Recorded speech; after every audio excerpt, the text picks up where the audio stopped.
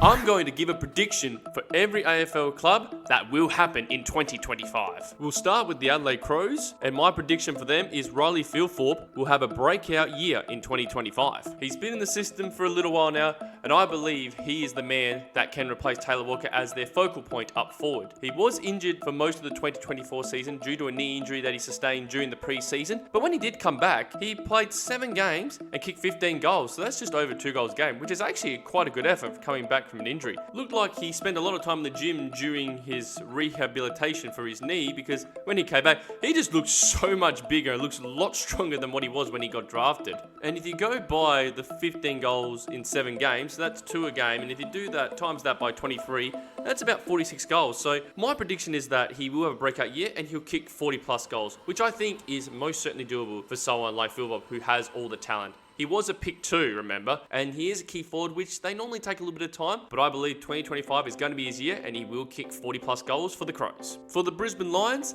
Levi Ashcroft will win the NAB Rising Star. Ashcroft was recently drafted as a father-son pick to the Brisbane Lions. He was a pick 5, but I think given the talent that he actually does have, I think he could have easily been a number 1 pick if he wasn't a father-son pick. This was quite a strong draft and there's a lot of talent in there that could easily win the Rising Star. But I just think Ashcroft, he's going to go to Brisbane, he's going to play with his brother, playing a team that's won a premiership, so he's be able to slot himself into the team really well, and I think he'll play so well for the Lions that he will win the Rising Star. For Carlton, Harry Mackay and Charlie Curnow will kick 110 goals or more between them. For Carlton to go even further in finals, both Mackay and Curnow will have to have great years for them to have any chance. They did combine for 106 goals last year. Mackay had 49 and Curnow 57, so they weren't actually far off from the 110 plus that I'm predicting, and I think they will achieve it this year. I think Curnow's kicked over 80 goals in 1 year, and Mackay's kicked over 50 goals in 1 year as well, so there's absolutely a possibility that they could do over 110 goals, and I believe this will happen this year. They'll definitely have their opportunities given the midfield that they have, and so they'll get their service that they had in the last couple of years. They'll be ready to go again, and they'll get over 110 goals between them. For Collingwood, I have predicted that Steele Sidebottom and Scott Pendlebury will both play 20 plus games each in 2025. We've just had both their birthdays actually this month.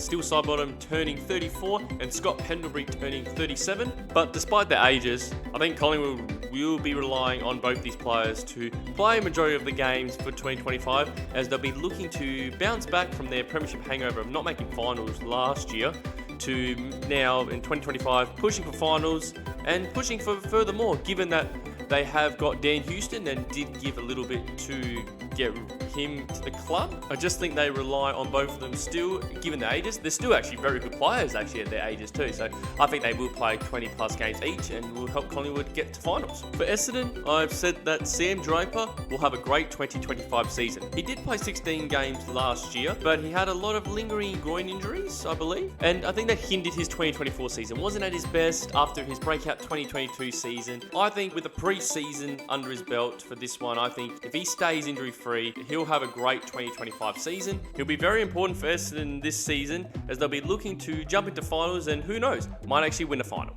Fremantle, my prediction is Shai Bolton will be the recruit of the year and will guide his club to finals. If you watched my trade video last year, you would know how I felt about the Shai Bolton trade, so if you haven't seen it, have a look at that video. The link will be in the description.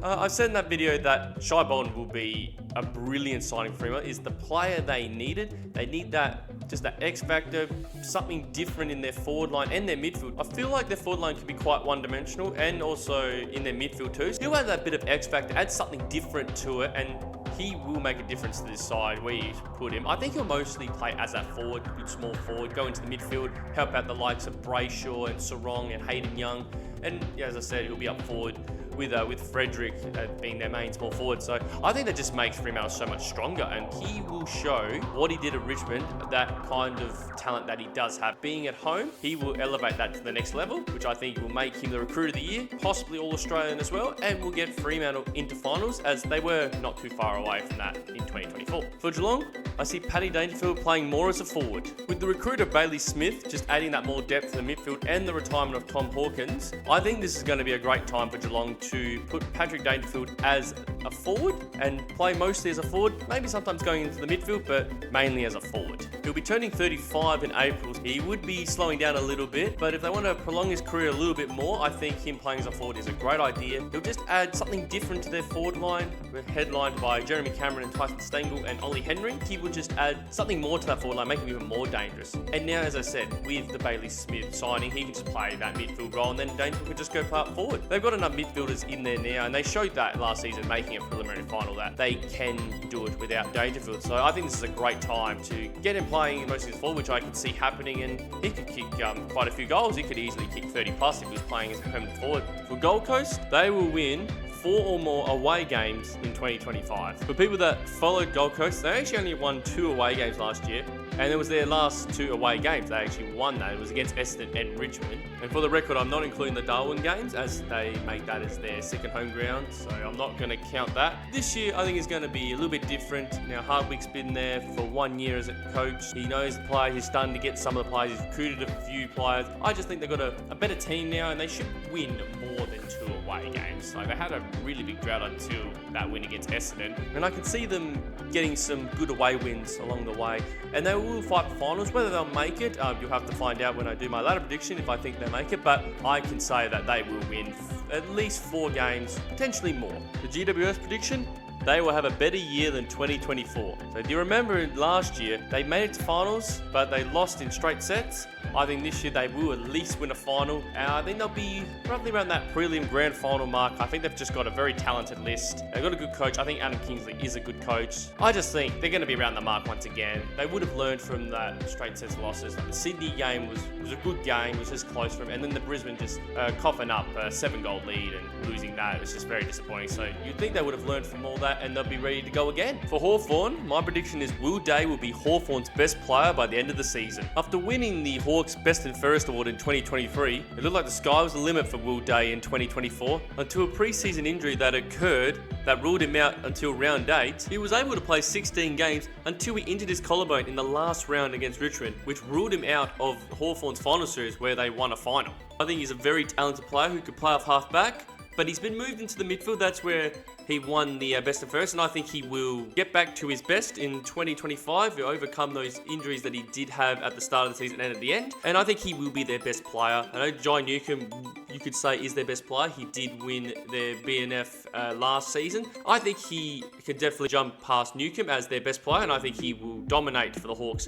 in 2025. Melbourne, my prediction is Christian Petrarca is going to get back to his best in 2025. It's already been well documented if you watch footy about Christian Petrarca's injury that happened on the King's birthday clash. But it looks like from the preseason, he looks like he's ready to go. A champion player like him, you're not going to expect him to be down for too much, I would say, given the injury he had. So I expect him to really bounce back in 2025 and absolutely take the game by storm and dominate for Melbourne. Might even help him rise him back up to finals. See about that. So he'll play his mid forward and he'll just get back to his best. North Melbourne, I'm expecting them to improve and win 7 or more games. So after only winning 3 games in 2024, I expect them to actually improve as a team. And with players like McKercher and Dersma, who already had a season in the system, they'll be better as well. And then players like Jai Simpkin and Luke Davies-Uniacke, they'll be brilliant again, and Nick Larkey as well. And I think the recruits they've done, I think they've done well with their recruitment. I think Caleb Daniel, other than Shy Bolton, I think he'd be the next one that will be a great recruit for them. He's the player they need of half-back. Luke Parker, just to bring that experience, he can play as a forward, might go in the midfield if they need him to. And Jack Darling, I'm still a bit unsure whether he'd be a great signing or not, but he might actually help Nick Larkey out and Zerha as well. So if you want many of my opinions regarding those trades, have a look at the video as I mentioned before. The link will be down in the description about them. They'll be getting a lot of young talent in, so I think this is the year that we're going to see some improvements. We're going to see them jump up a little bit. They're not going to make finals. As I said, I think they'll win 7 or 8 games, maybe more than that. That will get them up the ladder a little bit. Probably nowhere near the finals contention, but if they can do that, get the small steps, they will be happy with that, and especially the fans. Port Adelaide, Jason Horne-Francis will make the All-Australian team. His last couple years playing at Port Adelaide, he's shown why he was the number 1 pick. He's really shining at that big 3 they have with him, Butters and Rosie. I feel like last season, I think he's definitely overtaken Rosie in terms of the influence he had in the year, and nearly towards the standard of Zach Butters. I think it was very close. I reckon in 2025, he is going to go the next level. He's going to have a pre-season, which he is having. He's going to go either to the level of Butters, maybe even further than that. And I reckon he will make All-Australian. He's just got that talent, that burst of pace out of the pack. Reminds me a bit of like a Dangerfield the way he does it. He just needs to get a little bit fitter. Obviously, another season in the system will definitely help that. He's just a dangerous midfielder. Can also go up forward and kick some goals too. I just think he's going to go that next level and he will be an All-Australian. For Richmond, the fans will be excited for the future of this club. They drafted 8 players in the most recent draft, and given the players that they got, given the talent they got with Sam Lalo, Josh Marley, Taj Holden, Jonty Fowle, Luke Traynor and Harry Armstrong, Thomas Sims and Jasper Alga, I think they've got some good players that can definitely get them through for the next 5 to 10 years. Just think players like Laylaw and Smiley will be really good midfielders for the future for them. Taj Holden came back from an ACL and he would have been touted as a number 1 pick at one point, so he'll be a good signing. Then you got Fowle and Armstrong will be 2 key forwards for the future, which they've definitely got the potential. And then someone like Luke Traynor, who is a good rebounding defender. So they've actually got some good quality young players that can come in to a system and really show what they're worth for this Richmond team. Now, I'm not expecting them to really jump too anytime soon, but these players will make the fans feel excited about the future in 5-10 years' time. St Kilda, Rowan Marshall will be the All-Australian Ruckman for 2025. He was quite unlucky not to actually make the team in 2024. Got beaten by Max Gawn, but I think this year he is going to continue on from his 2024 season and really go again and be the dominant ruckman that he is. He's just a good ruckman, is able to find the footy, and he's added another string to his bow by kicking goals as well, which is quite an asset to have, especially for St Kilda. He will have a bit of competition for the number 1 ruck spot, but I believe he will make that and he will be the All-Australian ruckman for 2025. For Sydney, new coach Dean Cox will get this Swans team back to premiership contention in 2025. With the surprise resignation of John Longmire, Dean Cox has taken over as coach and he's been with the Swans for quite a long time. So I think that the fact that the players know the way that he is and his coaching methods probably won't be that much different to what John Longmire probably did for the Swans. I don't think they'll be changing too much, and I think the Swans will still be around the mark, despite the fact they did lose by 10 goals in the grand final, and normally with that, it wouldn't go so well the next year for them. But I think they will bounce back. Whether they will make the grand final, I'm not entirely sure, but I think they will be around that contention and that top 4 spot, and he will definitely show why he can be a very good coach. For West Coast, Oscar Allen will be West Coast's most dangerous forward in 2025. Had an injury-ruptured season, he played 11 games in the end, but Jake Warren was able to cover him by making the All-Australian team for the first time and had a great year. I think in 2025, gets that full pre-season into him, gets himself fit, I think he will be the number 1 forward again, and he will be quite a dangerous forward too. He definitely has the potential. Obviously in 2023 he kicked 53 goals, so he can definitely kick a bag of goals, and I reckon he can get towards that mark again. I reckon he can kick 40 to 50 goals a year, so I'm going to predict that he can kick 50 goals in 2025 and get back to his best. The Western Bulldogs, Marcus Pontepelli will sign a new contract to stay with the Doggies. What an absolute superstar he has been for the Bulldogs. He's just been great from the very start, from when he's been drafted to when they won the flag, and then since then he's just keeps elevating himself to the next level. I'm still surprised how he hasn't won a Brownlow yet. And somehow he is out of contract at the end of 2025. I just don't see him being at any other club other than the Western Bulldogs, so I expect him to be signed, all ready to go either by mid-year or towards the end of the year, and we'll be trying to guide the Bulldogs up the ladder after making finals last year but not getting a finals win at all. We know how good of a player Marcus Pontepelli is, but did we see any of this brilliance in any of the great games of 2024? If you click this video here, you can see the top 5 of the best matches from the 2024 season.